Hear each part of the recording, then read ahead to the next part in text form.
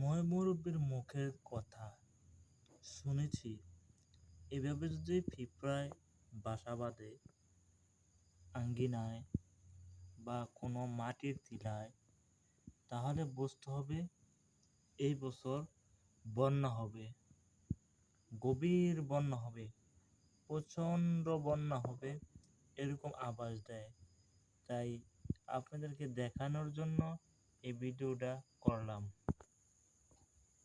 দেখেন আমার ঘরের ভিতরে কিভাবে পিঁপড়ায় বাসা করছে, কিভাবে পিঁপড়ায় মাটি তুলছে। এর ব্যতিক্রমে কোনো মন্তব্য যদি আপনাদের জানা থাকে আমাকে কমেন্টের মাধ্যমে জানাবেন। দেখেন কত সুন্দর,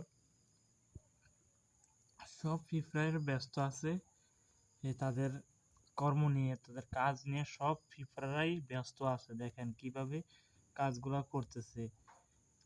উপরে ওঠে পিঁপড়াগুলা উপরে এসে তাদের মুখের মাঝে যে বালুকণা মাটিকণাগুলা এগুলা রেখে যায়। দেখুন পিঁপড়ারাও কর্মজীবী থাকে, তারা বেকার থাকে না। পিঁপড়ারাও তারা কর্ম করে খায়, তারা বেকার থাকে না, তারা বেকার থাকতে পছন্দ করে না।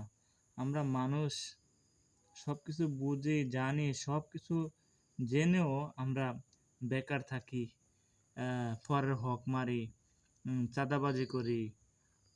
দেখেন তারা বোবা জিনিস, তাদেরকে আল্লাহ বানাইছে, তাদেরও একটা কর্ম দিয়া দিছে আল্লাহ। সবাই ব্যস্ত আছে তাদের কর্মতেই।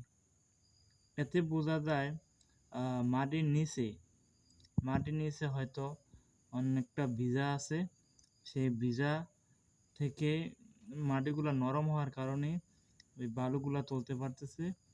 কত নিখুঁতভাবে বালুগুলা তুলে আনতেছে দেখেন।